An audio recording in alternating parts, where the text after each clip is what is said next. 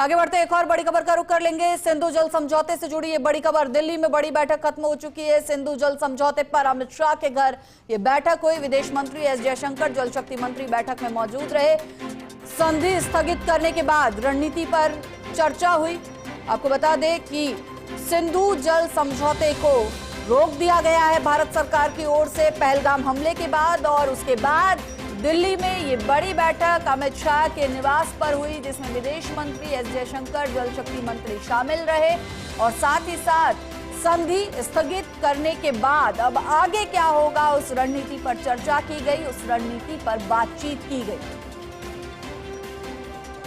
तो बहुत महत्वपूर्ण फैसला भारत सरकार ने जो लिया है सिंधु समझौते को रोकने का, उससे एक तरफ जहां पाकिस्तान बौखला गया है, तो अब भारत आगे की रणनीति पर काम कर रहा है कि जो सिंधु जल संधि है उसे स्थगित कर दिया गया है, रोक दिया गया है। अब उसके बाद आगे क्या एक्शन प्लान होगा, आगे क्या रणनीति होगी, उसको लेकर केंद्रीय गृह मंत्री अमित शाह के घर पर यह बैठक हुई। और इस बैठक में विदेश मंत्री शामिल रहे, जल शक्ति मंत्री शामिल रहे।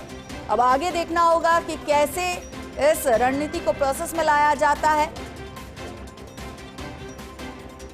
क्योंकि पहली बार ऐसा हुआ है पहलगाम हमले के बाद सिंधु जल समझौते को स्थगित किया गया हो, रोका गया हो। और ऐसे में अब आगे रणनीति पर काम करना बेहद जरूरी। अब आगे किस तरह का प्रोसेस रहने वाला है, क्या रहने वाला है, उसको लेकर ये बेहद महत्वपूर्ण बैठक केंद्रीय गृह मंत्री अमित शाह के घर पर आयोजित की गई। संधि स्थगित करने के बाद क्या रणनीति रखी जाएगी उस पर चर्चा की गई, क्योंकि आपको बता दें कि सिंधु जल समझौते को फिलहाल पहलगाम हमले के बाद स्थगित कर दिया गया। खबर पर और अधिक जानकारी के लिए हमारी दिल्ली न्यूज एडिटर अदिति नागर हमारे साथ जुड़ चुकी हैं। अदिति, पहले सिंधु जल संधि स्थगित की जाती है, उसके बाद अमित शाह के घर पर यह बैठक होती है। कितनी महत्वपूर्ण ये बैठक आगे की रणनीति को लेकर? बिल्कुल, देखिए, सिंधु जल समझौता को ऑफिशियल तरीके से भी पाकिस्तान को बता दिया गया है कि तोड़ दिया गया, और यही एक सबसे बड़ा कारण है। उसको तोड़ते ही जो पाकिस्तान जाहिर तौर से उसको ये महसूस हुआ, फिर उसकी तरफ से ही बयानबाजी अलग अलग तरीके से आई। लेकिन इसका इम्प्लीमेंटेशन इतना आसान नहीं है। सिंधु जल समझौते के इम्प्लीमेंटेशन में आपको बड़ी संख्या में पानी को रोकना पड़ेगा, और अभी तक जो पानी बह रहा था, देखिए ये बात अलग है कि पिछले कुछ समय में उल्लंघन हुआ है इस समझौते का पाकिस्तान द्वारा कई बार।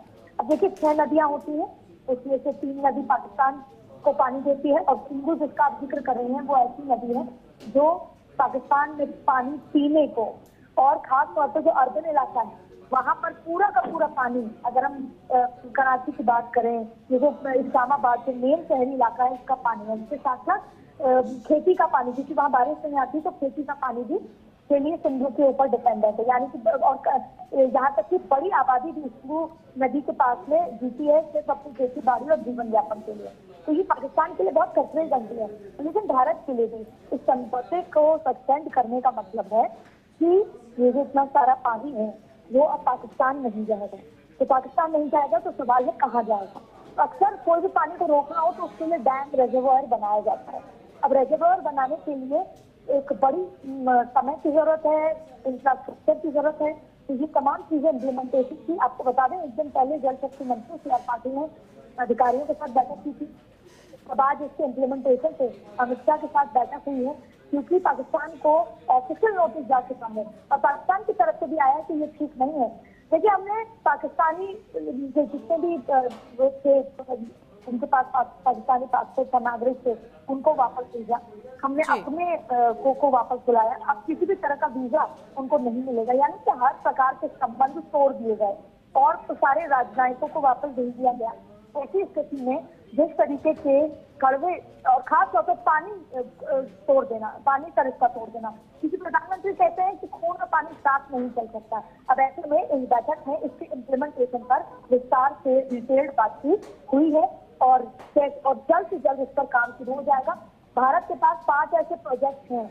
अगर वो प्रोजेक्ट का काम इमीडिएटली ग्राउंड पर आता है तो ये पानी उस प्रोजेक्ट में मोड़ दिया जाता है, और वो पाकिस्तान के लिए खाने के लिए तो तरस ही रहा है पाकिस्तान, पानी के लिए भी तरस कर मर जाएगा, और यहाँ तक कि बिजली के लिए भी तरस कर मर जाएगा अगर ये इम्प्लीमेंटेशन सही तरीके से हो जाता है। जी, शुक्रिया अदिति इस पूरी जानकारी के लिए। तो बेहद महत्वपूर्ण बैठक अमित शाह के आवास पर, विदेश मंत्री इस बैठक में मौजूद, जल शक्ति मंत्री इस बैठक में मौजूद, सिंधु समझौते को स्थगित करने को लेकर ये बड़ी बैठक, और अब स्थगित कर दिया गया है। अब आगे क्या रणनीति रहेगी उस पर इस बैठक में चर्चा की गई।